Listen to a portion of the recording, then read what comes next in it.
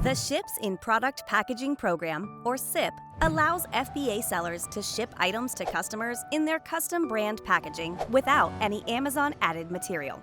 As a seller participating in SIPP, you will benefit from lower fulfillment fees, enhance your customer's experience, and improve your company's sustainability efforts. You'll also be able to customize your packaging to display your brand to customers.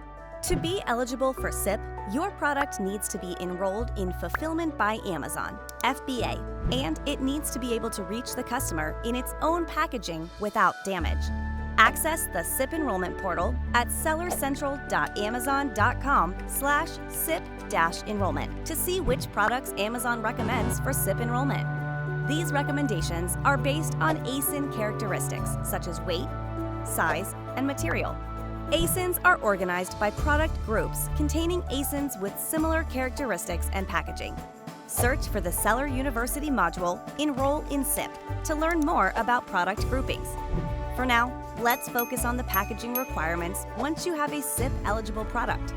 SIPP has packaging requirements to ensure a package reaches its destination without damage.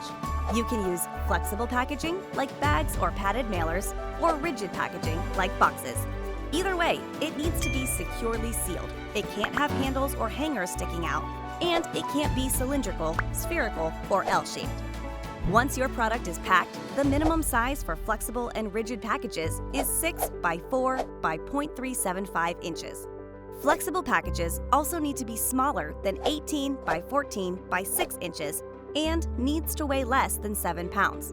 The packaging materials must be at least 2 millimeters thick to reduce damage in transit. Rigid packages do not have a maximum size or weight limit. If the box has handhold cutouts, they cannot be larger than 3.5 by 1 inches. Teresa is an Amazon seller, and the SIPP enrollment page recommends that the raincoats she sells are SIPP eligible. Teresa reviews the SIPP help page and realizes that the raincoat's flexible packaging already meets SIPP requirements. With SIPP, packages can be customized to highlight brand and product messages. Just make sure that the package also has an exterior, scannable label that meets shipping label guidelines. If you're selling potentially sensitive items like underwear or health and wellness products, consider ways to brand your packaging discreetly and shipping in opaque packaging. In Teresa's case, she verifies that the scannable label is already placed on the outside of the flexible packaging in accordance with labeling guidelines. Once you've identified your SIPP-eligible products and decided how to package them to meet SIPP requirements, the packaging needs to be tested. If your product isn't fragile, liquid, or sharp, you can test it yourself. Otherwise, an International Safe Transit Association (ISTA) lab must perform the test. Since the raincoats aren't fragile, liquid, or sharp, Teresa is ready to test them herself, following the instructions on the help page How to Test Packaging and Record Results for Ships in Product Packaging SIPP certification. First, she labels all 6 sides of the package. Then, she takes a photo of each side with the label visible. Next, Teresa measures a mark 18 inches and 36 inches high. She uses these marks to follow the chart on the help page to drop the package 17 times at different orientations and heights.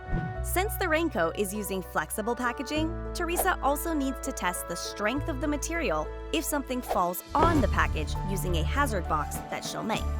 With the package on the ground, she takes an empty cardboard box that's 9 inches by 3 inches by 6 inches, puts a 3-pound bag of sand inside, and drops it on the package from the 36-inch mark.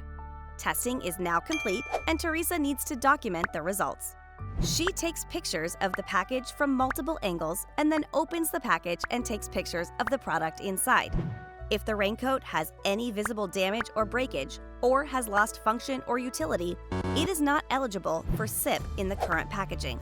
It is also not eligible if the seal or tape on the package has failed. Teresa also asks herself if any noticeable wear and tear on the packaging would be acceptable to customers. If not, then it is not eligible for SIPP. Teresa determines that her raincoat and its packaging are eligible for SIPP based on her testing. To finish documenting the test, Teresa takes a photo of the bill of materials and a hazard box she dropped on the package. Look for the Enroll in SIPP module on Seller University to learn more about the next steps to enroll an eligible product in SIPP.